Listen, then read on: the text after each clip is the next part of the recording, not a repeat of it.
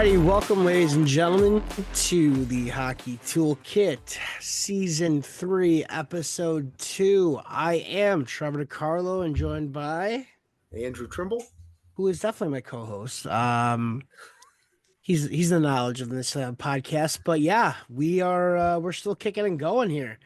A lot of stuff going on in the hockey world right now.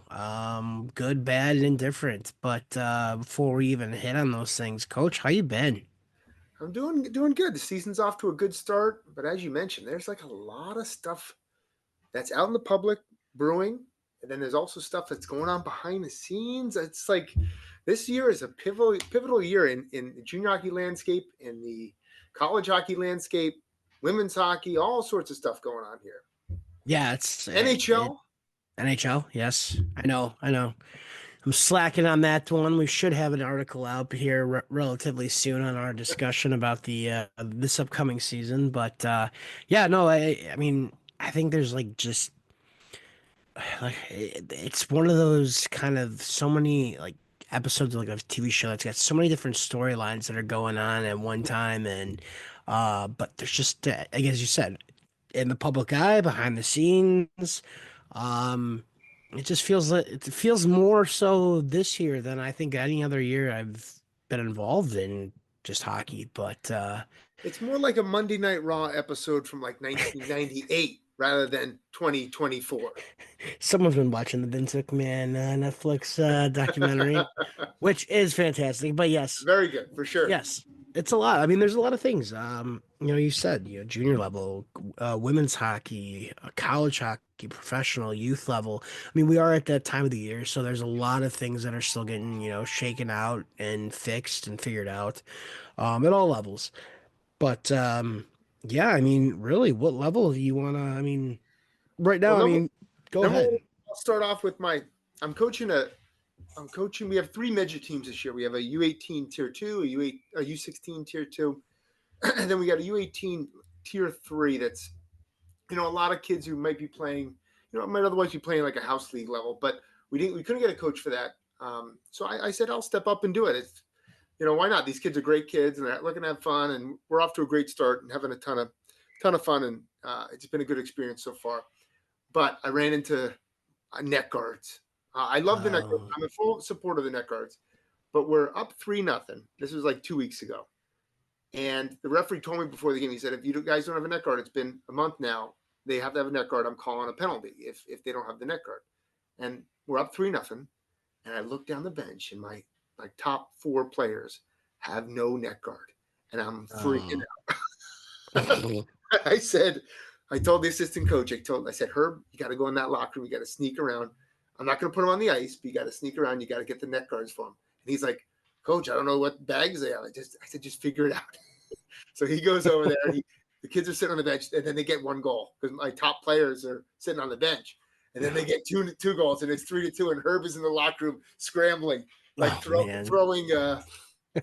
equipment around. He finally comes out there as he puts those net guards on those kids' necks.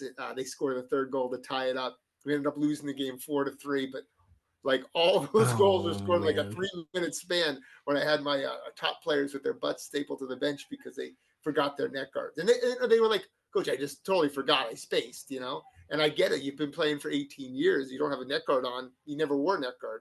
right. It was one of those things that's like, I wish I had reviewed it before the game. Just get your net guards on. Oh yeah, so we have not. I mean, we've had the officials come up to us with the 10Us coming up and just saying, "Hey, make sure does everybody get their neck guard?" And we've been pretty diligent about when I bring the kids in, with 10 minutes before we go on the ice, and usually that's just for them to get all their stuff, their helmets on. I'm like, all right, helmets, gloves, mouth guard if your parents want you to wear one, make and your neck guards. And you hear a couple times kids go, oh shoot, I forgot mine. I gotta put it on. But most of the kids now, they're all wearing the ones that are already attached to the shirt. There's a few that are doing the actual ones that you gotta strap together, but it hasn't been really that big of a deal for us. We've been pretty conscious of it, so like paying attention for it. But that's I'm sure that was a fun way for the team to really learn a quick lesson. Yeah, yeah. I mean, you know, you live and you learn. We won't make that mistake again. But for sure, I would have wished I had. You know, I'm going to write a little note to myself. Remember your neck guards. So out here in Illinois, we had that. It was at the time A who runs overseas Illinois hockey. They enforce net guards. And it was a spring league game, and I'm pretty sure, yeah, it was a Pee Wee team, and like half my team didn't have net guards, and the ref immediately like noticed it, and he's like, "Well, these kids can't, like those kids can't." So like half my team at the next whistle like left the bench, ran to the locker room, pucks dropped. I got like seven, like five kids on the ice, three on the bench, and the other team just keeps the puck moving, and I'm just like, oh, you guys are gonna kill me. Just like, please shoot it over the glass, anything. I don't care what you do with it. And finally, I mean, it was like the longest 4 or 5 minutes of my life. And eventually, then all of a sudden, at the next whistle, like my entire like other half of my team comes out, and I'm just like, got my head in my hands, and just like, oh, this is on me. I should have reminded the kids. I should have checked. And I'm like, but maybe I'm gonna blame the kids a little bit. You know? But yeah, but again, as you said, been there, lived it through it, and Live and learn. yeah, that's not gonna happen again. But no, I mean, it's been pretty simple with it. We haven't had many if any issues. So, um, And the I kids don't think really, they don't really mind wearing them. I mean, I know that my 18-year-olds would prefer not to wear them, yeah, but you know, you tell them to put it on, they're like, okay, whatever. You know, it's not really not that big a deal. Um, but the thing that is a big deal, and you called this out a couple days ago, we have some pay-to-play teams that are beating free teams. That's kind of yeah. interesting, Trev. I think we might have called that too. They were Yeah. one pay-to-play team was in first place for like the first 2 weeks of the season in a free league. That's shocking. Look, we both know that this is just it could be a little it's got I mean let's put it this way, if I'm a coach of one of those teams that is not pay to play, where I'm going and doing all this extra work and getting advertising, or I'm charging more money, I mean, you're not charging anything, basically getting advertising and doing this and that, like that sucks. Like I mean, the teams that are, like they're paying to play in this league, and you should be the one who technically you had the draft. You should be taking the top talent, and all of a sudden, and kudos to those kids like who are coming in from the pay to play. Like I I don't even know. Like it's not a I don't think a good look. Like I just still think it's a dumb look, and it's not been addressed by the league yet. Besides, we're just gonna go with it, and I would truly love to know. And again, if any coaches out there listening, like you can email either of us, DM us, whatever. We'll keep it anonymous. I would love to hear what your actual thoughts are on this, because that's it's just silly. Like, what is going on? Especially, you know, you've had these huge organizations like Boston Junior Bruins were a founding member of the NCDC. You've had um, you know, the Bridgewater Bandits were a founding member of the NCDC or a managing like an early member of that league. And they found it was not profitable being free. So um, if you have a team that comes in your league, win potentially is a top team in the league, and now they're getting that tuition dollars from the players, and they're getting the same level of college commitments. Either you got a plan in place to change your business model, or somebody's going to change it for you. Basically, like there, Yeah. there's no real reason to keep the same business model. I mean, why is a GM or why or sorry, I mean, why is it as a GM or a head coach who has to go out and do that work to get the fundraising, who does the fundraising, who does get the marketing, who I mean, because legitimately that's what's coming and paying for this stuff is the marketing and the fundraising. Why do I in the off season, if this is how it's going to be, where these other teams are their players are paying and they're doing just fine within our league. Why do I want to have to go out and do the extra work when I could be sitting on the beach, having a couple pops here and knowing, oh yeah, well, tuition, now the kid's got to pay. Like you're coming into that gray area of, you want to tout yourself as a tier 2 league, and because you're tuition free, but who's going to be paying those? And let's be real, we already know that it's the premier teams that are the ones who are basically funding almost a lot of those teams. But I digress. I don't want to hurt those guys too much. Well, there is other components to that. There is, the original founding members of that league. There is a fee that they get from all the other teams in the league. That feeder program, like so, if a development fee, basically, like so.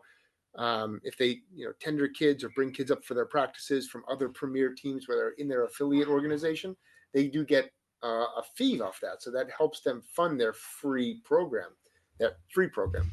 Right. Um, you know, and it's tough to draft if you're drafting the same kids as teams in the NA. Those kids with the hopes of getting like I'm going to get a Division 1 kid. So I dropped that kid in the first round. The NA drafts him in the third or fourth round. He's still probably going to go to the NA because of the strength of the league and the exposure Right. opportunities and the level of competition and level of play. So you're going after now kids who historically are pay to play players. The pay to play, those teams that are coming from a pay to play league to get pay to play players, they kind of understand the landscape pretty well and who are kids who are good in that market. So it's a weird dynamic. It's a lot going on there.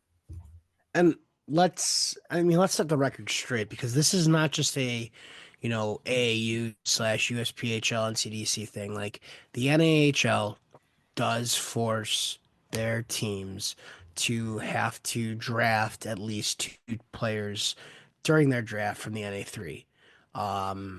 That was, at least last time I checked, that was in writing. You had to take at least 2 players. And I'm not trying to hurt the kids or anything like that, but I remember kids like, oh, I got drafted up to the NA3, from our very own, it's like, well, yeah, you had to do it. Like the league made you do it.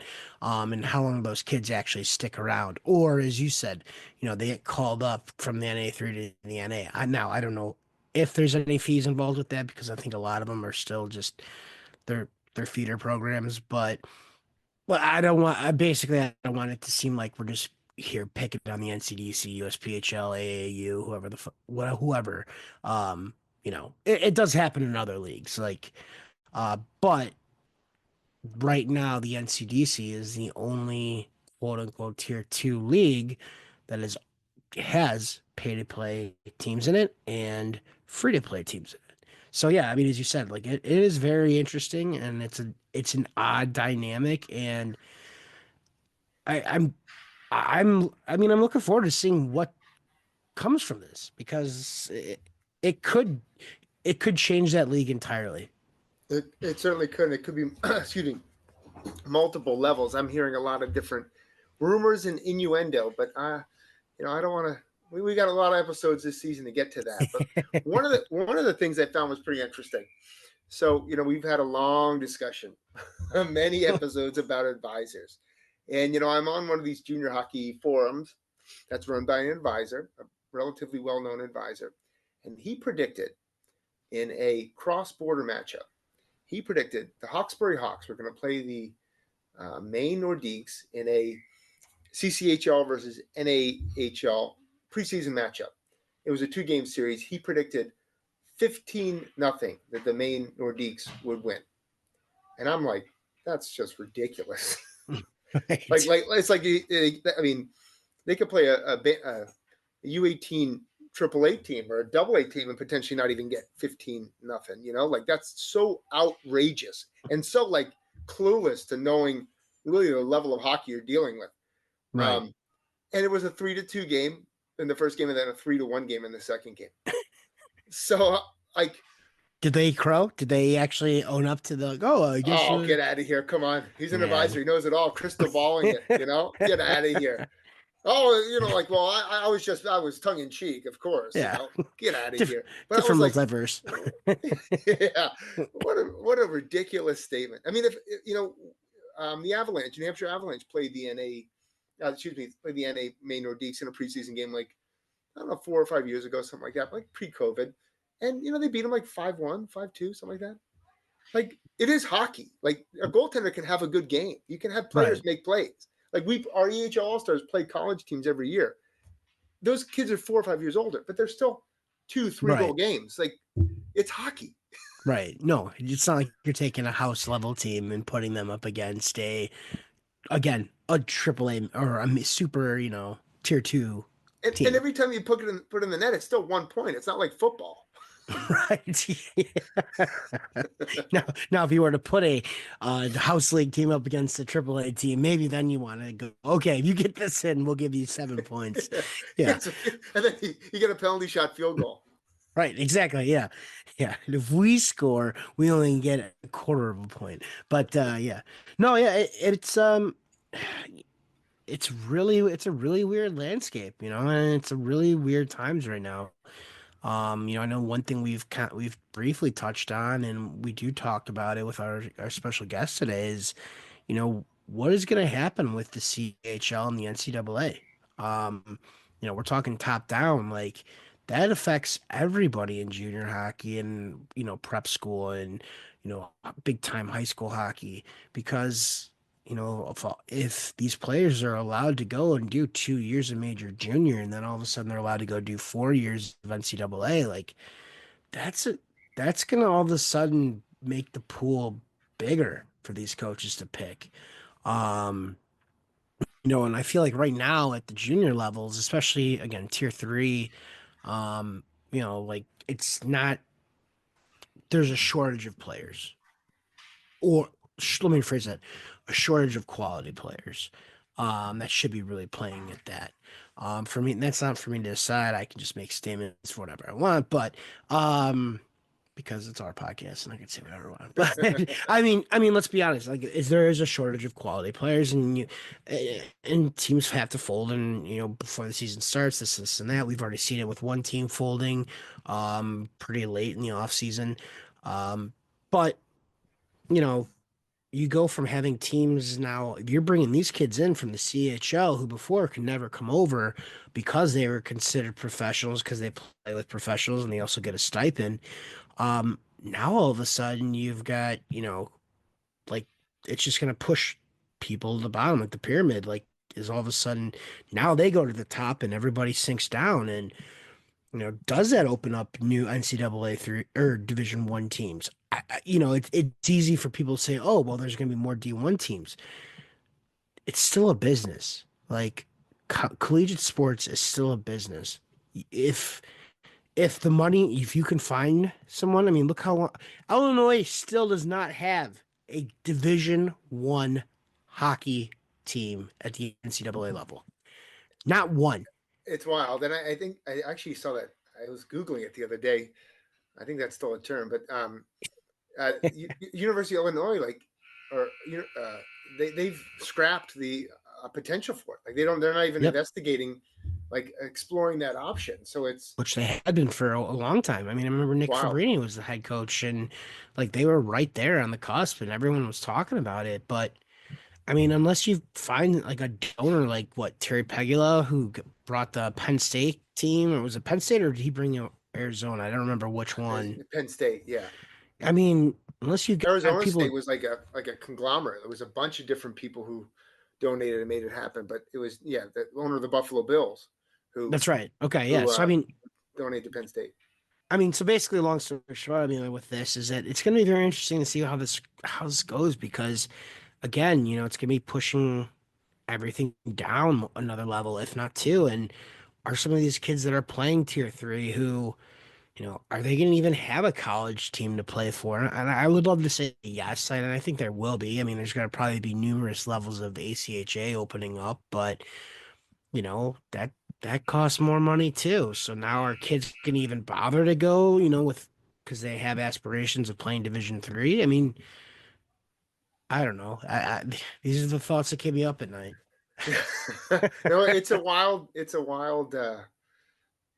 It would be a game changing scenario, and it could be all figured out in courtrooms. It's not like where you got a donor and it takes a business model and a business plan, and then it takes blueprints, and you got to build a stadium and all that stuff. That takes 5 years. It could be literally a court case, resolved over a span of a couple months. Yeah. I- And again, I like, as a hockey fan, I like the current setup as it is. Again, I know that I'm not a college student. I'm not a collegiate age. I do still have availability if anybody, wants to give me a call. You're gonna have to put up a lot of room and board, but and cover my mortgage payment. But yeah, I do like the that you have the CHL and the NCAA because I believe it's two totally different games, two totally different development paths. So as if a fan of hockey, I do enjoy it. Um, I don't know if I would enjoy all of a sudden seeing kids, get done over their overage season playing in, Ontario, and then all of a sudden they're now playing on Michigan State. Like to me, it's just, I don't know. And it's not like a Don Cherry type rant where it's like, oh, we got to keep all the Canadian kids here and we can't bring any Americans or, Europeans in. Like, it's not like that. That's not what I'm trying to say. It's just, I like this setup that we have right now. And again, but that's just me from a hockey standpoint. Yeah, and academically, I don't know quite even if there's 1,000 players in the CHL. I mean, there's a lot of players now playing in the BCHL, the AJ, the OJ, the CC, and they don't all want to go to U.S. colleges. So it's not like I think 1,000 players would be automatically Division One scholarship players. They might not have an interest in going to U.S. colleges after they've exhausted their time playing for the Sarnia Sting and the Oshawa Generals. They might just Right. want to pursue other paths and might get opportunities right in the East Coast League or things like that. So um, it's a real mixed bag, but I definitely think that there is a place for the American student athlete in college who wants Yeah. to like figure it out for 2-3 years and develop in the U.S. junior hockey system. And then when he plans on going to college, he knows his academic major and he's mature enough to make a decision about his career path. So I think there's still a place for that. Absolutely. Like I just said, I mean, as you said, it's not like there's 1,000 kids going to be knocking down the door. I mean, Canada still does have the U Sports League that those players, for playing in the league, their tuition is, I believe, if you play 3 years of juniors or in the CHL, and you don't take a pro contract, you are given a scholarship to whatever, the school is as long as you get in. So it'll be interesting. I mean, that's one area. We've talked about juniors, we talked about college, talked about a little bit of the USA Hockey net guard stuff. What else you got there, coach? Well, I think it's time to turn it over to our interview subject for the day, Joey Recktenwald. He's the GM, coach, and owner of the Columbus Mavericks in the USPHL. And he gets into a really candid discussion with us about the differences in the USPHL, the EHL, and some of the other hot topics on the junior landscape. All right, hockey fans, we have on with us Joey Recktenwald. He's the GM, head coach, and owner of the Columbus Mavericks in the USPHL. And he's going to get a candid discussion with us today about some of the pros and cons he's seen in junior hockey and what the current landscape in junior hockey is all kind of shaping out to look like for the future. So thanks for joining us, Joey. Yeah, thanks for having me. Really appreciate it. So, we had a huge summer of turmoil. We had teams leaving, new teams coming in. We had a bunch of expansion in both the EHL, the NA3HL, NAHL, and then USPHL. Give me a synopsis of what you think so far you've seen this season, some of the pros happening in the Midwest. I think for us right now, that a lot of the changes that you spoke about kind of happened in regions that didn't affect us as much. So in the Midwest right now, I think that things have been pretty stable, but there's not a lot of options here. When you look at out east where you are, man, you got the EHL, the USP, NA3s, the Mountain Kings, you got all sorts of options. Like, so in the Midwest, the USPHL is kind of the only thing cooking over here right now. So it hasn't affected us as much as it has other parts of the world. And for me, I think that's good. It's easy, business as usual for us. I think stability is a good thing. Like, a lot of people fear change. I wouldn't say I fear it, but I think that kind of being able to focus just on the task at hand has been good for me, and as soon as I say that, they'll probably announce something in 5 minutes that there's 5 other leagues moving in and who knows what else. But for right now, it's been kind of business as usual for us. So all good on that front for us right now. That's great news. I mean, I know that we've talked about it, and you never hide from the fact that Columbus had a a down year last year, but you're on the upswing again. Yeah. What would you credit some of that resurgence to? Oh man. First off, I've got a staff of people around me that are incredible. From my assistant GM, Jamie Antello, to our broadcast team, our game day manager, our billet coordinator, everybody. And I think that we had a historically bad year last year, but it was an anomaly for our program. If teams are constantly in the bottom, I think it's hard to dig out. And getting back for us, there was some off ice issues, some management issues. I had a former business partner, and things went sideways there. So for me, it was just getting out in front of people. And I think when you're recruiting, that when you're there all the time and you're at this showcase, the next one, and the next one, people are like, wow, this guy's everywhere. Or you and I are over in Europe and talking to kids there, and you're out in Vegas and you're here. I think that helps a lot. So the group of people around, the kids that came here, some of them are guys that have a chip on their shoulder and said, hey, I want to come here because it looks like a place I can make an impact. And, I don't like the way this was done, or I hate that somebody did this to you, or whatever it may be. And I want to come there and make an impact. So, recruiting this year was much different than last year. Last year I started so late. I didn't really get to find players until last week of July, starting into August. So I can speak from experience now of building the team this year, that at that point you're hoping for a couple tier 2 drops, or for a couple of guys that have narrowed it down to 2 teams maybe. But trying to build a whole team at that point is tough sledding. So this year is just getting early jump and having the right people around me and finding the right guys. That's fantastic. And I'm glad that you guys are off to that great start. That gives you a really chance to build on it and maybe go on a little run here. So that's fantastic. Yeah, thank you. Now the big question I have, we always get, kind of the perception that the EHL is kind of, has its footprint and isn't really well known in the Midwest. Mm-hmm. And then out here, the people know the NCDC, but the USPHL Premier, they almost kind of think that's a separate entity, almost a separate league, instead of like a ladder league where there's mobility and opportunities to move up. What is the perception in the Midwest of all these different leagues? I think the EHL for us has always been, hey, this is this league that's obviously exclusive to the East Coast, the New England area, and getting down towards Philly, into Maryland, wherever it may be. But you're kind of in a vacuum over there, and I think the EHL's done a really good job of advancing players to NCAA hockey. So I think that's kind of been seen by a lot of guys here. It's like, if you want to, if NCAA 3 is your goal, like maybe that's where you want to end up.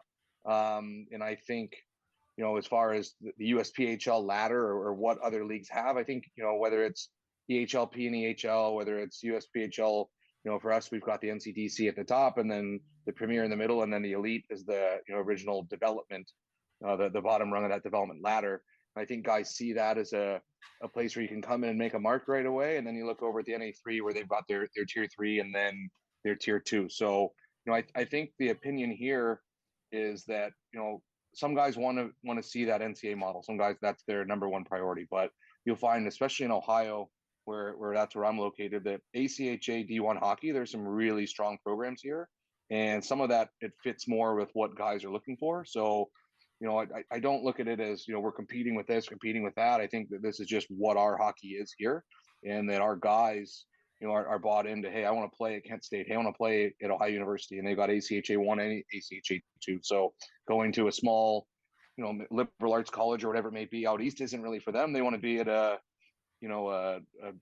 school that has D1 football and basketball and whatever it may be. So for us, we kind of touched on it before, we're in the Midwest, we're kind of unchanged the last couple of years in what we have with USPHL. And I think the guys see the model, and we touched earlier on the change that last year they did roll out Elite in the Midwest area.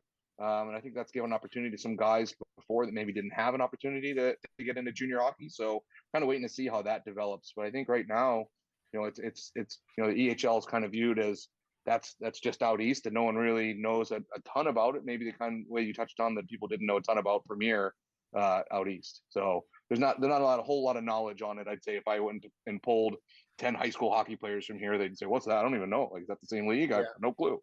So and we definitely have our challenges for sure. Like I would say that when I used to go out all the time to CCM or Global, the name recognition for the EHL, it's like a big question mark oftentimes. And I think a lot of that has to do with our marketing. We have Division I players who work their way through our league, and we don't even promote them on the website really. Like Devin Phillips is one of the top players at Sacred Heart.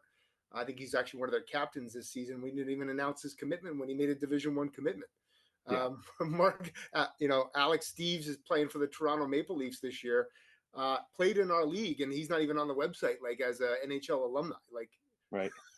How do you? Yeah. I don't. I got a real head I want to pump scratcher that here, a little guys. bit, right? You probably want to get that out there. I would think you want to get out there, but we kind of stay to this formula that we are a Division III placement league, which we do provide most opportunities to kids at the Division III level.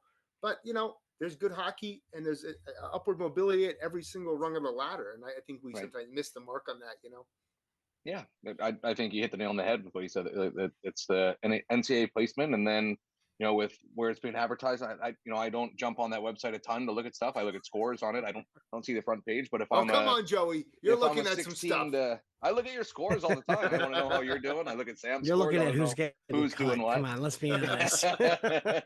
I like to know what's going on, but as far as I don't look at the commitments page. I don't that, but I think that's the kind of stuff that kids are looking at. So I think it's important that the leagues do promote that, because if I'm 16, 17, 18, I'm trying to decide where to go, and I see on the front of this website, here's this guy that plays for an NHL team, and I've heard of him and I love him, and he played in this league. Wow, that's awesome. Versus, if you go to look at other websites, you don't see much. So I think, getting those names out there is big, and promoting your league is always a plus.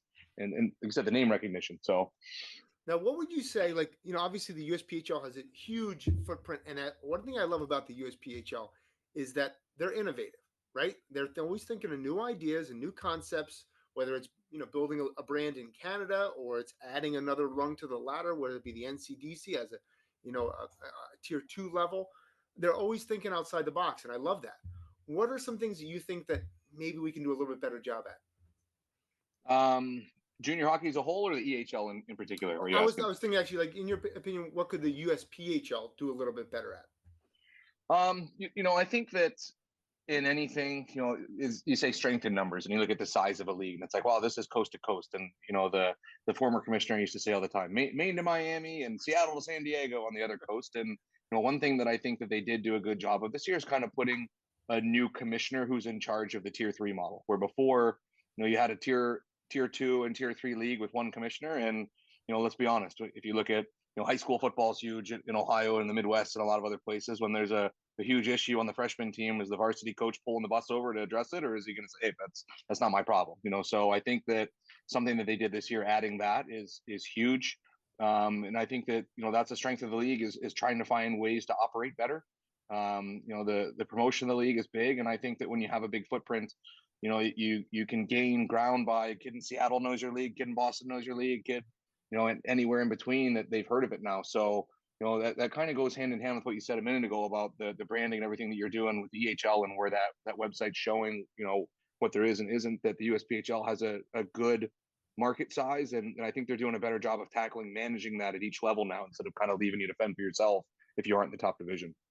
Yeah, so tell me about that. I know you have a director, like a Murray Gunty is running the whole, but you have a separate USPHL Premier Commissioner?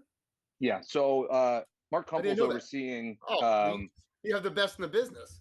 Mark's overseeing Premier and Elite now. There is, I don't recall if there are any teams anymore that are just Elite operators. There was last year. The majority of the programs that, I want to say the overwhelming majority of teams that are Elite teams, they have a Premier attached to them as well. So it makes sense to have a commissioner that oversees both of those, as opposed to saying, here's your Premier commissioner, here's your Elite commissioner, because a lot of that goes hand in hand, where it's one boss taking the Premier and Elite to a game. I assume it's similar stuff that you guys are doing with the EHL and EHLP, where a lot of times they're double headers, and you're getting guys together for, trying to run a bigger practice with both groups, and moving guys up and down and using it varsity and JV style. So having that commissioner has been a huge improvement this year, and just the communication has been great so far. And they've rolled out some stuff that's new, that's been innovative. Like you talked about innovation in the league, and we've got a coffee with the commissioner call that everyone's on mute and he kind of just goes over like a State of the Union. Here's what's happening this week. And if you want to ask a question, you can, or you can email before and say, hey, can you talk about this topic? Maybe if you're afraid to raise your hand in class and let people know it's you asking the question, you can email before and say, hey, a friend of mine wants to know if, so I think that's been good this year. And I'm enjoying having that extra level, I guess, of attention to this level, because, the tier 3 level, for everyone, that's here, we're keeping the lights on. We're the guys that kids are paying tuition and we're paying league dues, and to have it, kind of looked as, second tier citizens before. I think that having somebody in this role now has really improved the operation of how this division and league is going. Yeah, I didn't realize that. I thought Mark was doing like your operations for everybody, but I didn't realize they put him in that position. And I have experience with Mark, and I couldn't sing enough praises about his capabilities and the type of human being he is. He's fantastic. He's been great so far. I don't know him super well. We've had a handful of calls, and maybe 5-10 calls together, and then emails exchanged, and he's been on top of everything. So and he's, I think last year we were more reactive, and this year we're proactive. That there's emails coming out, hey, make sure we're addressing this weekend. Let me know where you're at on this issue. And he sent back a response to an email I sent him. Hey, communication's key. As long as you let me know, that's fine. So I think that's a big step up for us right now. So what is Murray's role then right now? Murray's overseeing the entire, the USPHL is expansive. It's not just junior hockey. They have midgets, and they have a partnership now with the THF and AHF with AAA. So Murray's kind of overseeing the entire thing, but he's got, hockey people and hockey places. Who owns the THF and AHF? Say that one more time. Sorry. Who owns the THF and AHF? That I'm not sure, as far as ownership. I know that, we have 16s that are doing some events in the leagues, trying to get into some showcases. That I know that's a big push right now, is trying to partner with the minor side to create a ladder that, we talked about the junior ladder of, our league has elite premier NCDC that, if you can start guys, hey, we're 16s, we're 18s, we're working our way up through here. And, not every program's going to have the capability to do that. But, we have independent 16s right now. It's a AA, a tier 2 team. It's not a AAA program, but I think that's kind of where we want to be as far as the size of our program right now. We're not looking to bring in 700 kids and bill at everybody from all over the world, for every level of hockey. That's something that we'll just kind of stick to at the premier level. And then, our 16s for the most part are local. I know there's a couple of kids that drive up to an hour or two to get here for that, but for the most part, it's a local team. So I think that's, Murray's kind of the puppet master of the whole operation going on, but I couldn't give you specifics on who all's in what role or owns what teams. I know that, Tony Zazowski is involved on the youth side, but I don't know who owns, or if there is an owner, if it's just a collaboration or what it may be on how that all operates. It's kind of above my pay grade, I guess you'd say. That I have a lot of titles attached to my name, but I don't know as much that goes on the youth side. It's something I would like to know more about as we grow our youth program and our kids are getting older. That we have 16s. That's new to last year, and 2 guys from our 16s made our premier team this year, and we're hoping to grow that number every year. So, but our organization's always been younger focused. So now as we're kind of getting into the older guys and placing them, I'll probably investigate a little bit more on what's going on that youth side. Oh, definitely. I mean, and especially when you're talking about like recruiting, you said like last year you had a late start. This year you had a lot more time to build and, go out and find that talent.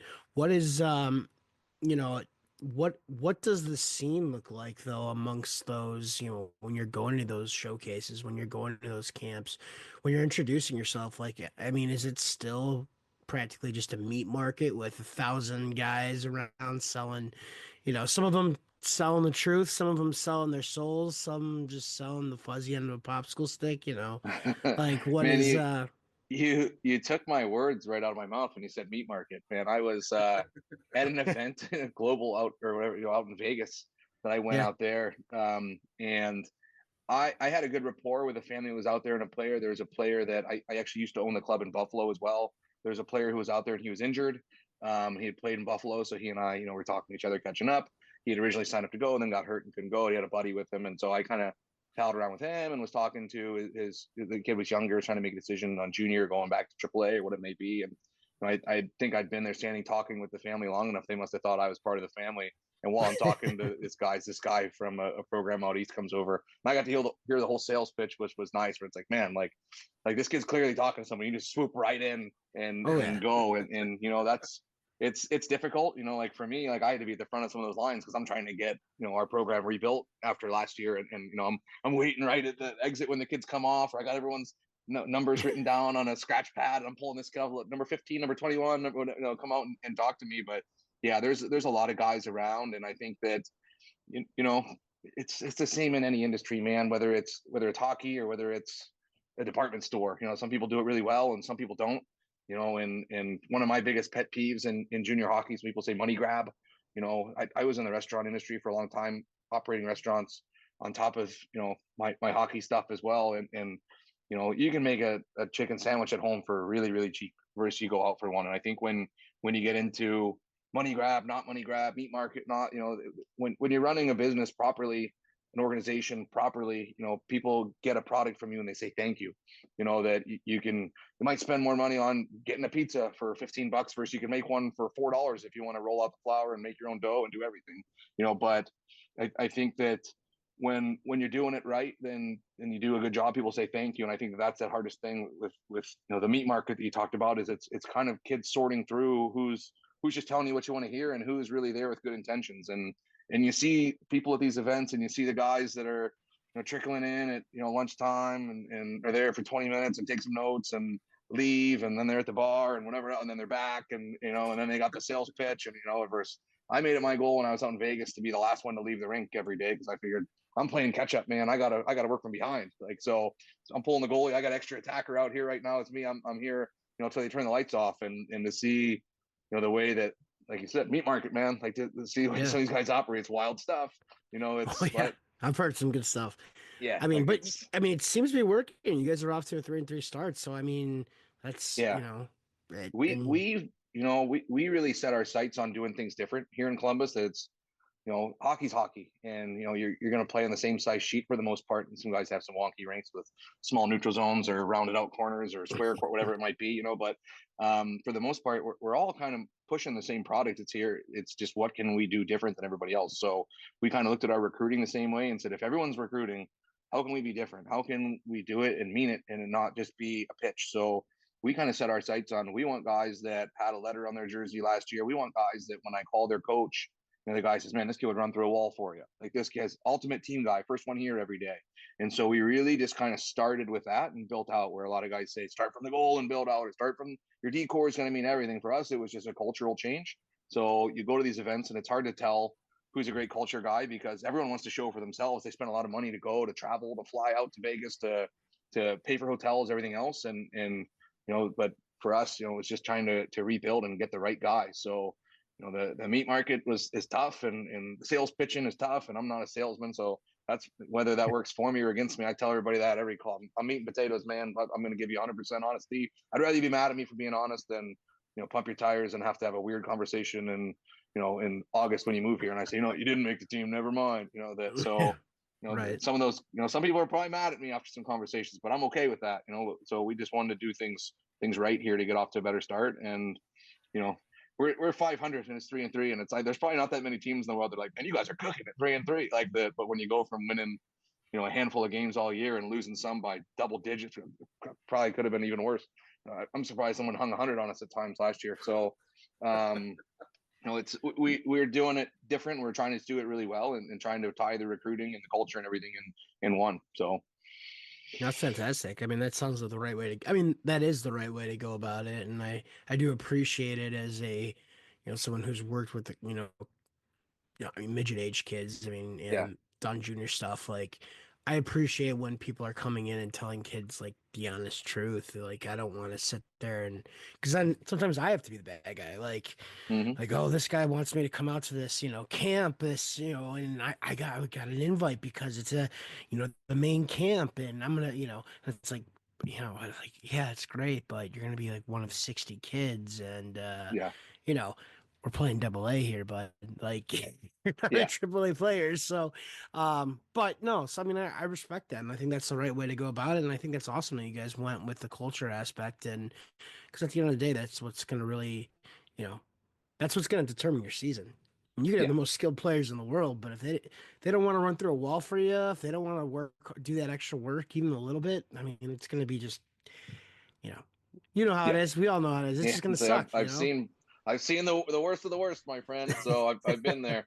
Well, there's nowhere to go but up after last year. So now, Joey, if you had to put your crystal ball, what would you see the future of our level of hockey, whether it's tier 2, tier 3? What would you see that looking like in the next 5 years? man, I feel like that's like I don't you don't need like 5 crystal balls for that one. I think the big thing is going to be what happens with these major junior guys in Canada. That are these guys allowed to come down and start taking D1 spots? Because if so, I mean, how many CHL teams are there, and how many NCAA D1 teams are there? And then you start looking at, okay, Well, that's now terrifying there's for sure. now there's 30 teams, in the North American Hockey League, and 20-ish give or take in the NCDC. So it's like, okay, now I have these 50 tier 2 teams and the USHL above those, and the CHL, and you can classify other leagues in Canada however you want, and guys jump out of Hockey Canada, the BCHL, and do it but I don't know what the landscape looks like here, because it's going to be determined kind of top down, I guess, that's really going to drive it. So I think, how many guys are playing hockey to move on to the next level, and how many guys are playing hockey to pass time? And it's a lot of money to spend for tier 3 hockey, and we try to build the best value in for it. But how much value is there if we come out and promise development and skill, but at the end of the day, your phone doesn't ring at all, and there's not an ACHA spot, there's not an NCAA 3, there's not anything, So I think that that's going to need sorted out, and I hope that there's some form of way of saying, hey, if you played a year, you're still eligible, or if you've only played X amount of games, you are. But I think that a guy can get in a major junior at age 16, 17 and play there till he's ages out at age 20, and then go in as a 21-year-old freshman and take those spots away. Like that's going to determine a lot of it. And I'm not opposed to it happening. I think there just needs to be some structure, and I think that it's kind of hard to have that crystal ball out when we're looking at something so unforeseen. I'm sure that there was guys when the NCDC was growing, and I remember back when I played junior hockey, it was there was the EJ. Everyone talking about the EJ's growing out east. That was the old school. When I played the Empire League, so it's like, want to get up to the EJ, like got to get that call up there, and I'm sure that when that rolled out and we said, hey, we're tier 2 now too, like it's not just the North American League. I'm sure there's tier 3 operators at the time that were nervous. Say, man, they're going to take more spots away from our guys.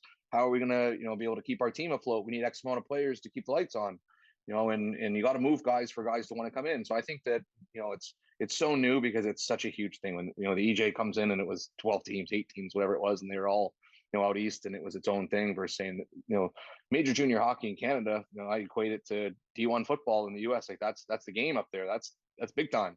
And these kids are playing 4,000 seat, 5,000 seat sold out arenas that if they're available, if I'm running Boston College, that's where I'm looking first. I'm going to look there before I look anywhere else. So, that's really going to change how we operate as tier 3, and it's going to have a lot of effect on it. But the positive is, maybe there's a spin the other way, that someone that's afraid to roll out a hockey program at the D1 level says, hey, these guys sell out 4,000 or 5,000 seat arenas in Canada. Why can't we do it here?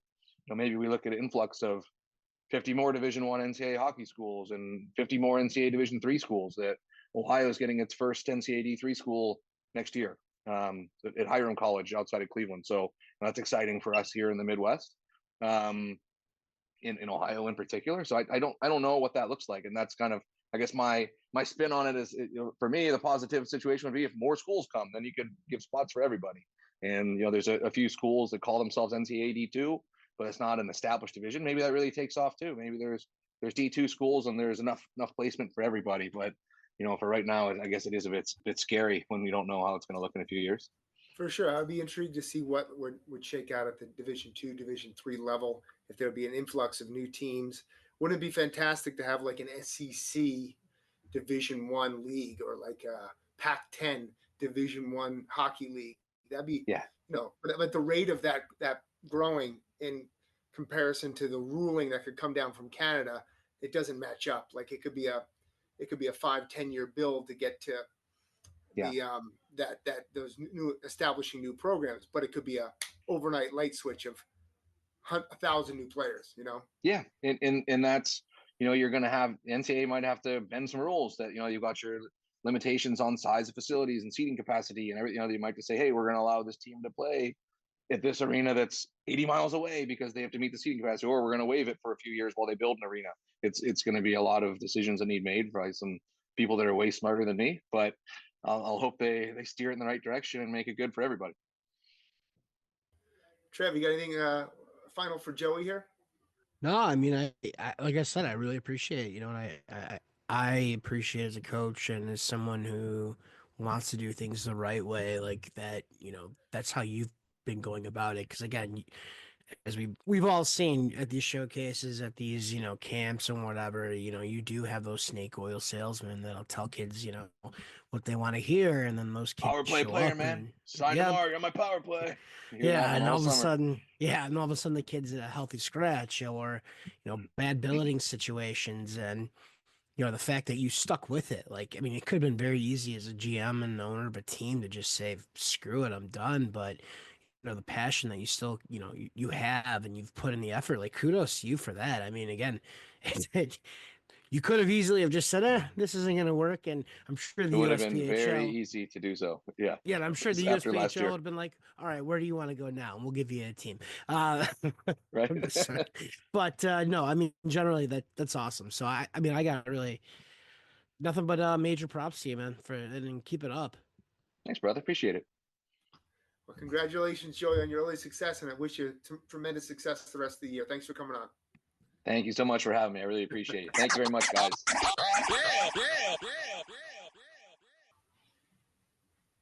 All right, Trevor, what did you think of our interview with Joey?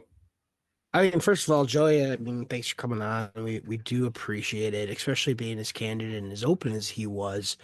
Um, as I said in the end of the interview, I really thought I appreciated his way of going about rebuilding his program. And again, it's very easy in today's society to just throw something away and just be like, screw it, I'll go start all over somewhere else, doing something different or whatever. Um, as you said, they only really won a handful of games last season. And I've been in a part of a club who was starting late when we moved over from the old MJ into the NA3 with Rochester. Like we started late. We didn't have tenders to use. We didn't even get a draft to pick. So like I get that. In the next year, as he just said, this year they've had a grind, really grind it out, and you know, I Joey's the type of guy that I would as a if I was a player or if I was someone who is looking to bring someone on, I know he owns a team, but like that's the type of guy I want. The last one who's leaving the rink, the guy who's, looking for the right players, like for the culture of the team. I like again, I admire that. I think that's the right way to go about it. And I've always respected those types of coaches because they're doing it the right way. They're not sugarcoating it. They're not, they're telling you the truth. And some people don't want to hear the truth. Some people want it. They want to hear the fantasy. They want to be, wine and dined, but it, that I feel I would rather, you know, take the bullet to the head than in the back, if anything. So again, I liked how, what he talked about, like, well, how they were doing things and how they're, again, I mean, the proof's in the pudding. Yeah, right now they're 3-3. It's still early in the season, but to be 3-3 after the season you had last year, like that's, and the players that you've got, like that's phenomenal. I think it's Absolutely. fantastic. What were your thoughts with you knowing Joey and going to it sounds like going to Europe with him and Yep. stuff, getting to know him. Like what did you take away from that? Well, you know what? I've always said, and we've talked about this. There's good programs and there's good coaches in every single league. It doesn't really matter whether you're in the NA3 or the USPHL or the EHL or the KIJHL or the OPJHL or the Maritime. There's good programs and good coaches in every league. And I immediately had a connection with Joey. We had a good time over in Prague this past April, and he articulated that it was really important to him to get the right type of kids. Like he wasn't just gonna I'm going to bring in 80 bodies to my training camp and they're going to compete it out for spots. No, it's like, no, I'm going to take a little time and really get one player. Each place I go, I'm going to really invest in that kid and get one player. And he picked a kid up from the Czech Republic. Is an 06 or 07 defenseman, but has a really high ceiling. And he said he's a big part of their culture there, and he's really changing things. And those are the types of kids that he was going after, and it seems like it's really immediately paying some big dividends for him. So congratulations, Joe, on your early success. It's easy if you're a program and a program operator to like I've had a bad couple of years. I'm gonna do the old lipstick on a pig thing. I'm gonna keep the same building in the same location with the same coaching staff, the same business model, the same academic model, but I'm going to change the name and change the jerseys. Yes. Reminds me of the New Hampshire Junior Monarchs changing to the Mountain Kings. Oh, but that's another story we can get to another later. But like, he said, no, we are who we are. We're the Columbus Mavericks. We have a tradition here. We had a bad year, but we're going to build off and start something fresh with some new players. And kudos to him. They're on the right track. Yeah. Again, that's what you want, and again, I did bring up the meat market because I haven't been to a showcase in probably about well, God, pre-COVID. But that was the one thing that Eric Hoffman told me. When I went to my very first showcase out here in Illinois, he's like, it's gonna be a meat market. He's like, he goes, just do your best to talk to whatever kids you want to. He goes, but just be prepared. And I was just like, okay, yeah, like, right, whatever. And I'm like, oh, this is going to be done in a very professional, like, and classy way. No, it was not. I mean, when you've got coaches going into the locker room and stuff, like asking, like, I'm like, no, let the kid get undressed. Like, I would knock on the door and just be like, hey, I'd like to talk to, number 17, number 15, and number 22. I'm with the Rochester Ice Hawks. When you're done, after you showered, I'll be right out here. Like, I despised guys just sitting there waiting. And again, Mike Gempler runs CCM Showcase out there in Colorado, fantastic showcase. And again, there's rules to everything. Um, and even still, like, they get broken quickly. I mean, I remember, Jason Power, like, he was running one of the USA, what was it? Not USHL. It was like it was the 14, like 13, 14 skate. Like, he had one, like, he was coaching one of those teams. Not the birth year, but like that age group for those kids that were, highly talented.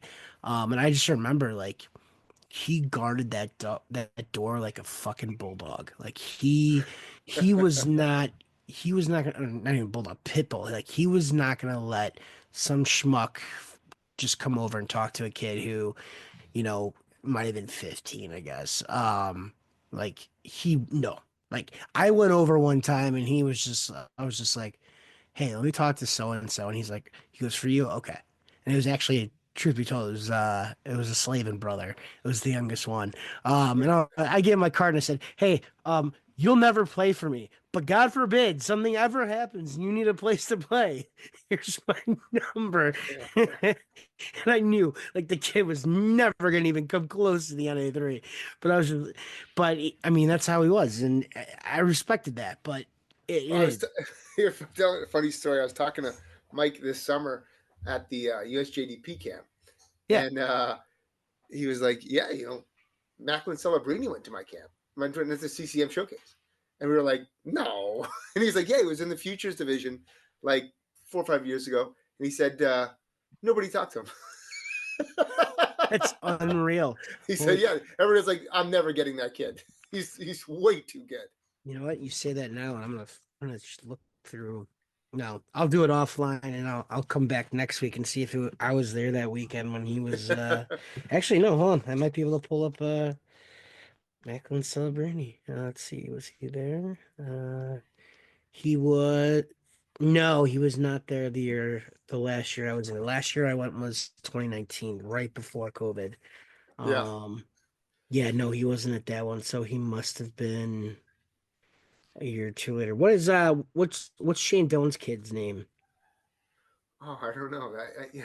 I think I his got a last. top. I think his last name's Doan though. Yeah, well, I got a Doan here. Um, you know what I mean? To be fair, like, we didn't really watch too much of that because, again, those were future kids. They weren't going to be, even in our radar. But yeah, I could go through this whole thing. And actually, I'll tell you the funny story about the Slavin thing.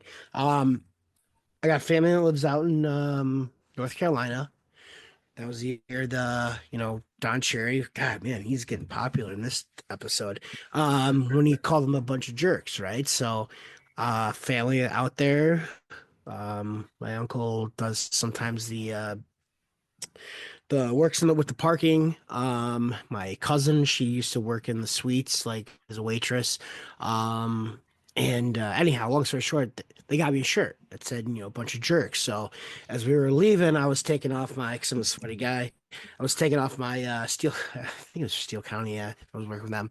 I was with Eric, and took off my Steel County jacket, and underneath was my bunch of jerks T-shirt. As I'm driving by, this woman, she rolls down the window of her car, and I'm like, well, okay, what did I do? Like, okay. And she's like, hey, I like your shirt. And I was like, well, thanks. I go, it's actually, I go, I really like it too. She goes, my kid plays for the team. And I was like, what are you talking about? Like, and I was like, who's your kid? She's like, oh, Jacob Slavin. And I was just like, what? I'm like, what are you doing here? She goes, oh, my youngest is skating in this. And I was just blown away about like how small the world that is, like to run That's into. funny. And she stopped me. Like, I would think like people like parents of NHLers, like, I don't want to talk, like, I don't want to run into, but she stopped me. So when I did talk to, I think it was Josiah was the youngest one. When I went in there and I talked to him, I was just like, hey, just tell your mom. I said, hello. This is the guy who was wearing the bunch of jerks t-shirt, and that was it. And he kind of like looked at me. I'm like, she'll understand. And that was it. So yeah, that was the closest I've ever come to a celebrity. Ryan Hartman's folks actually used to own a bar not too far from where I used to work. So we'd go in there every now and then, and that was interesting. But that's a story for maybe like another day. Well, you're talking about Jacob Slavin. You're talking about the NHL. Let's close it out with 3 predictions for each of our favorite teams. You go 3 predictions for the Blackhawks. I'll go 3 predictions for the Devils. Okay. You want to go first or second? Well, you know what? I'll let you go first. Okay. Whew. I haven't thought about it at all. We're just going to go right for it, Trev. I agree. Number 1 prediction, Jack Hughes is going to be a 100-point scorer in the 24-25 season. Why? He's maturing. He's going to finally be healthy, right? Like if he plays an 82 game season, if he plays 75 games, he's going to be on pace for 100 points.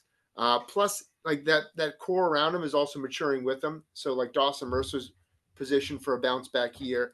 He's got better puck moving defensemen around him, like adding Luke in a second year with Luke Hughes and Simone Nemets and Brett Pesci. Like these guys are going to be able to create more offense on the back end. So he's in a position to get his first 100-point season, and that'll break a Devils record. That's number 1 for me. Number 2, Devils will make the playoffs. I don't know why they did. I don't know how shockingly they didn't make the playoffs last year with the roster that they had.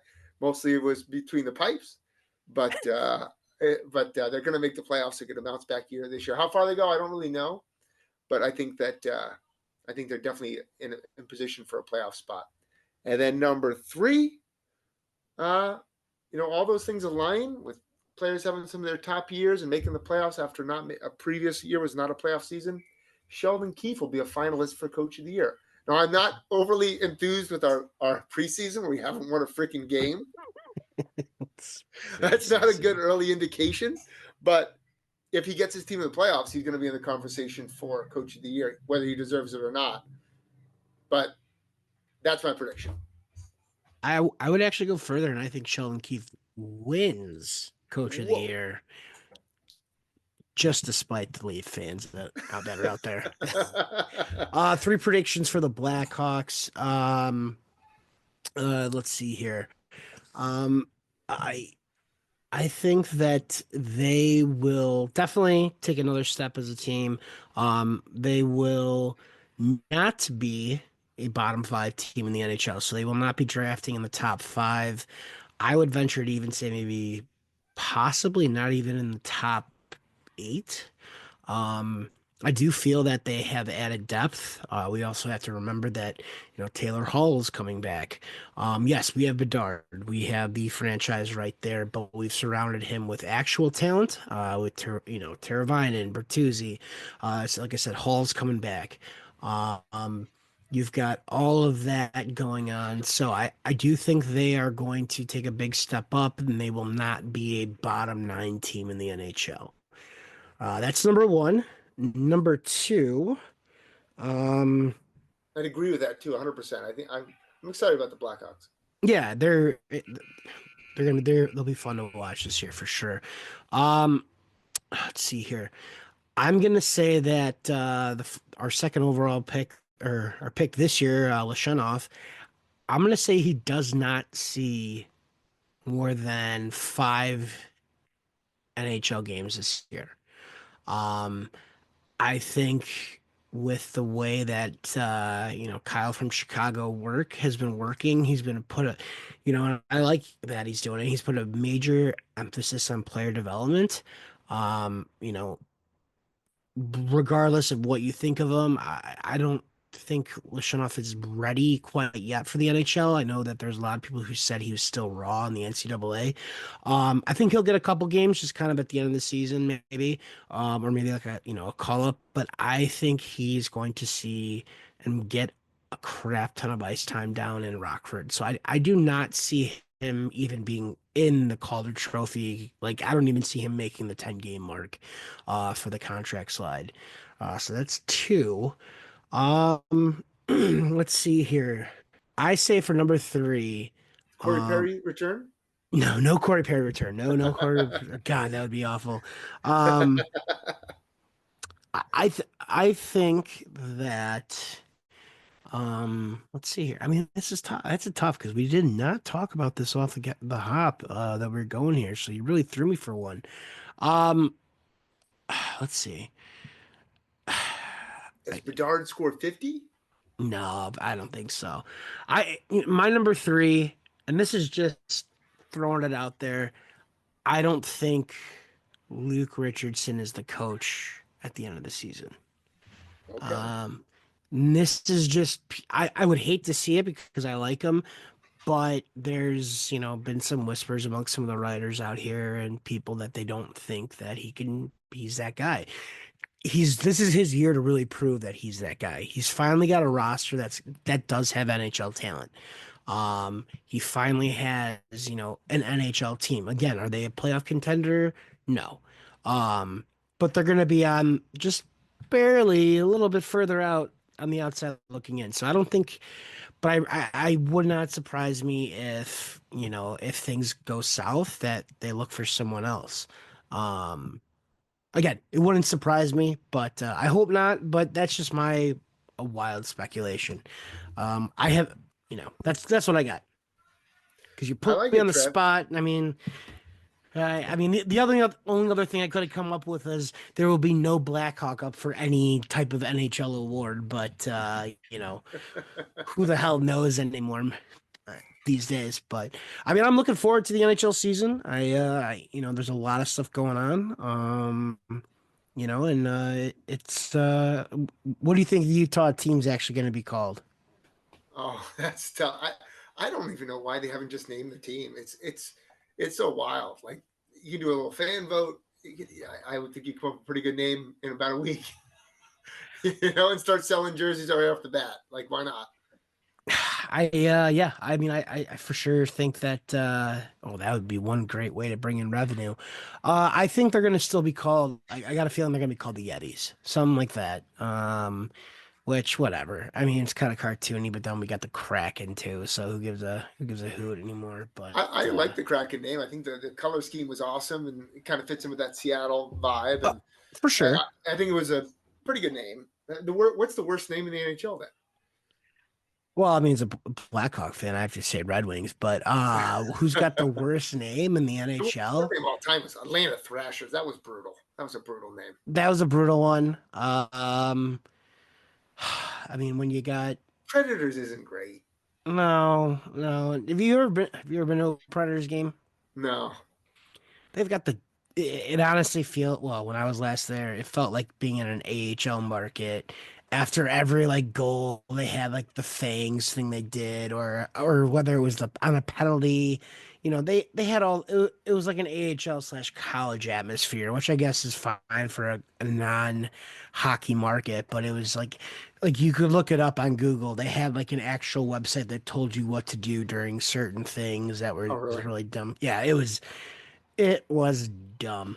Um, Yeah, I mean, I would say probably that's like, but you know what? I will say I do like those old school yellow jerseys they had. I don't know why. It's like that one. I love the Flames one that again like I used to wear with the head of the horse on there and the Yep. flames coming out of it. Like I loved that one.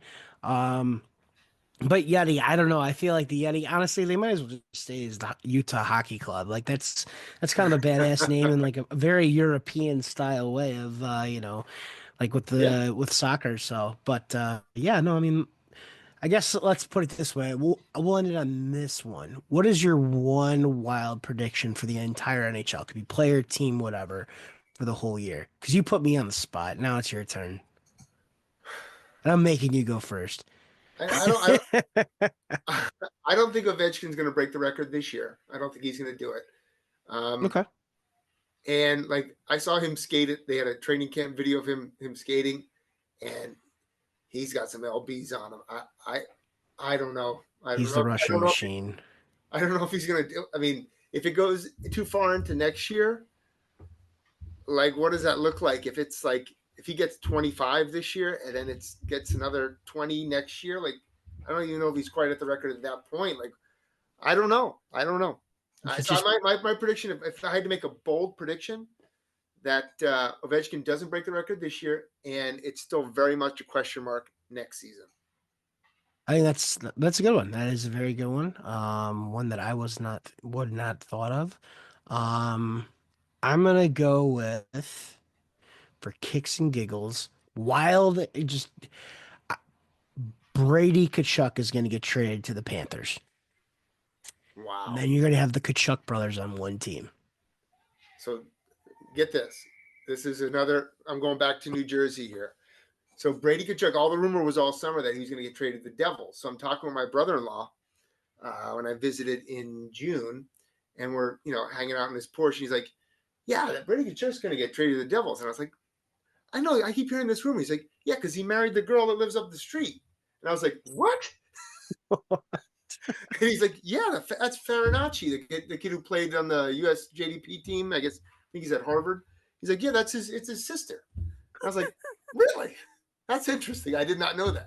So I would love to see Brady Kachuk in a Devils uniform. He would change the whole culture, and he'd be unbelievable. But what would you give up for Brady Kachuk? I mean, you'd have to give up Oh, you get, your top player, like a Simone Nemets and a first round pick, and who knows. oh, you're giving up picks. You're giving up top prospects. I mean there's a guy who's just slowly like right now into his prime. I'll end it on this.